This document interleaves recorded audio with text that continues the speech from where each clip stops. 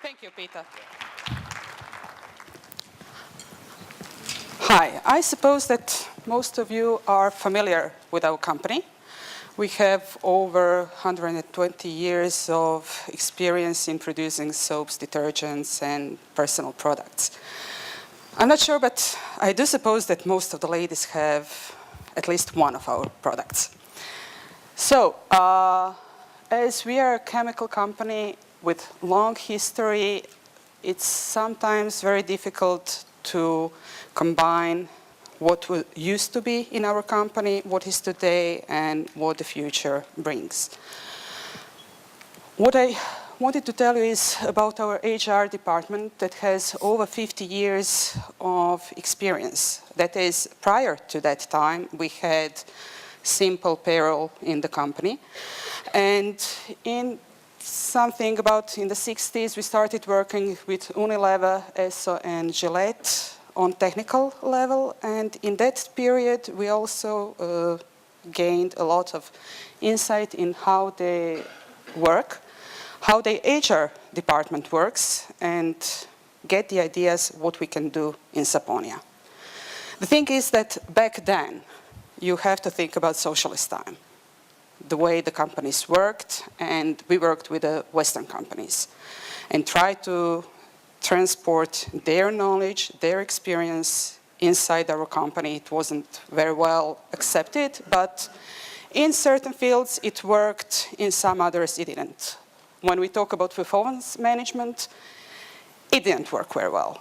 But if we talk about job descriptions and that kind of stuff, it worked very well. And I must say that it helped us grow and come to the position where we are. But in that process came early 1990s and the problems in the region. Fall of Yugoslavia brought to drop of the employees for 2/3. So from 2,500, we went to about 700, 800 employees. Wages were cut in half. Our market dropped, shares dropped, everything collapsed. So goodbye to HR. Simple payroll, welcome back. So no more incentives, no planning, no education, nothing. Then when the company was sold and things came to move along a little bit, we began to grow. We are back to the position where we were prior to 1990. In the terms of sales, volume and everything, and I must say that also reflects heavily on how we work in the HR. As you can see, all that move forward helped us to start growing our employee base. We improved the education level, we improved a little bit age, but as you can see, we are still quite an old company.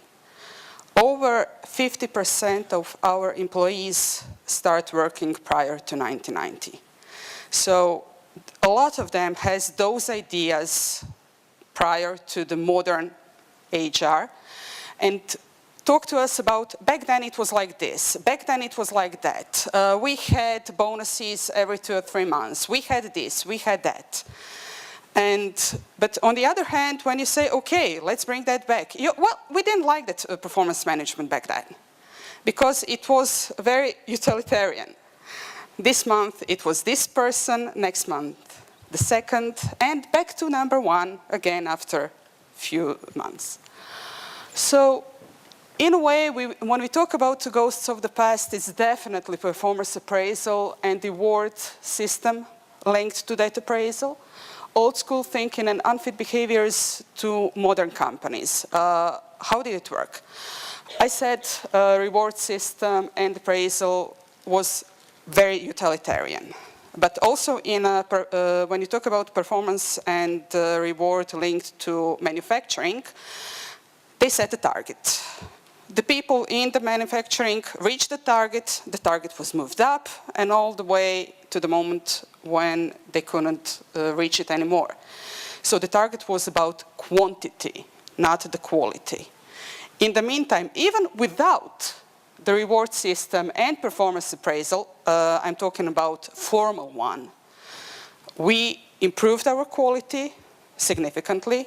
We got the people to start talking about improving system, innovations.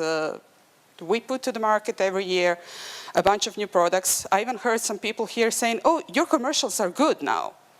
So it means that we are doing something good, even without that formal programs. People said yes to technical changes, but they say no to those on more personal level. The thing is that we have quite a number of our lower management still, the older people that started working prior to 1990. The same goes about 50% of our middle and top management, but in a way, they all know each other for quite a long time.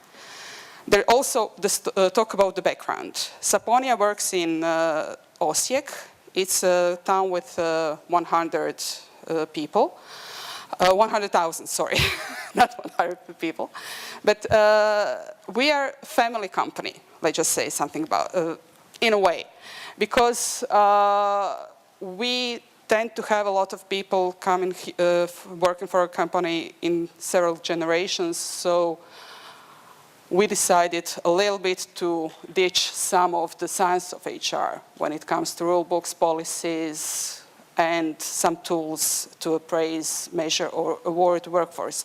In a way that we have it, but not exactly on a paper, not exactly that you have the numbers. We trained our managers to talk to people, to have those systems, but let's just say a little bit under the radar, so that those workers don't have the feeling that that's back on a track. It has a lot to do with our corporate culture. We are definitely a bottom-up company. People start working for Saponia as apprentices, then move slowly up the ladder.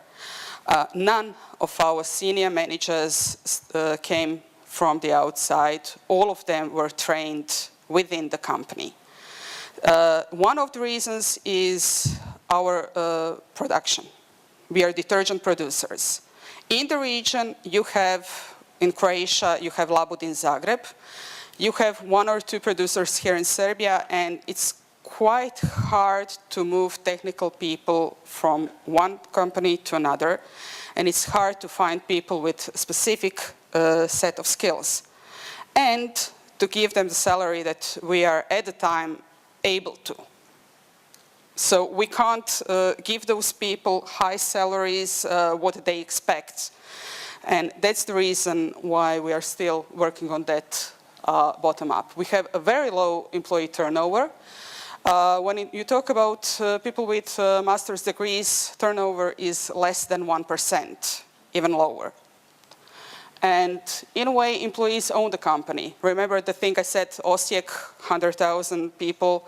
We have 860 employees. So a lot of them are in the situation where they had their mom, dad, grandma, or grandpa working, used to work or still works for the company. So they, in a way, owe our company. They say that they're very satisfied. They don't like if you slander the company. And if I would have to compare us with someone, I'd say that we are maybe closer to Professor Božić's Z company. Definitely when it comes to long-term employment and other things. So when we said about performance management, definitely dropped that part when we talk about having it written down, but we do help our people be appraised. We talk a lot with them, especially, as I said, there is a long time employment. I'm in the company for 20 years. So I pretty know how my CEO feels like. It's enough for me to walk past him on the hallway, and I know, is it a good time to ask him something or not? And the same goes with every other manager in the company. We know each other. So in one way, it's a curse. on other side, it's a benefit. It's harder to push things through, but in another way, you know when to go for something and when to simply let it go. As we started growing again, we regained our training and development, technical expertise and everything went up. New employees came back, recruitment and selection and succession planning, and we never lost payroll, collective bargaining, labor relations, health and safety at work, so that all's regained. We do have some incentives for our employees, so it's not standard benefits, but we have a sports club, we have canteen and cafeteria, we have company stores with extremely low prices. We have a very good support network for our employees.